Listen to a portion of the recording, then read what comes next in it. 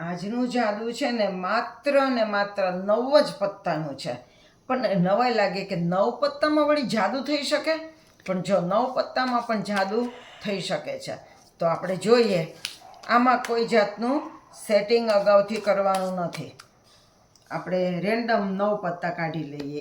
1 2 3 4 5 6 7 8 અને 9. બાકીના પત્તાનું કામ નથી, એ મૂકી દઈએ. આ 9 પત્તા જે છે એને 3 ભાગમાં ડિવાઈડ કરવાના.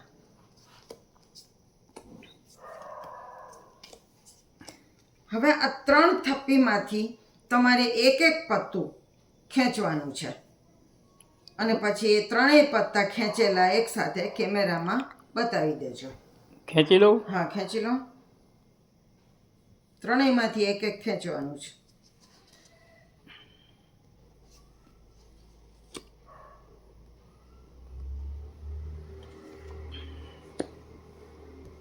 આમાંથી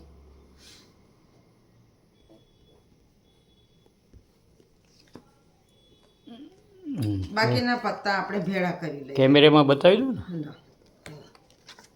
હું નથી જોતી. ઓકે, જોઈ લીધા? હા. યાદ રાખી લેજો બરાબર. હા ભલે. હવે આ 3 પત્તા ખેંચેલા આ બાકીના પત્તાની ઉપર મૂકવાના. બરાબર.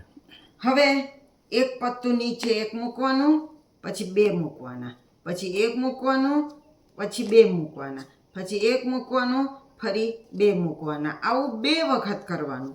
1 મૂકવાનું, 2 મૂકવાના, 1 મૂકવાનું, 2 મૂકવાનું, 1 મૂકવાનું, 2 મૂકવાનું. આ સફલિંગ થાય છે. હવે ફરી પાછા 3 થપ્પી કરવાની. હવે કોઈ પણ બાજુથી, આ બાજુથી અથવા આ બાજુથી અગત્યનું નથી, પણ એક દર્શકનું એક આપણું, એક દર્શકનું.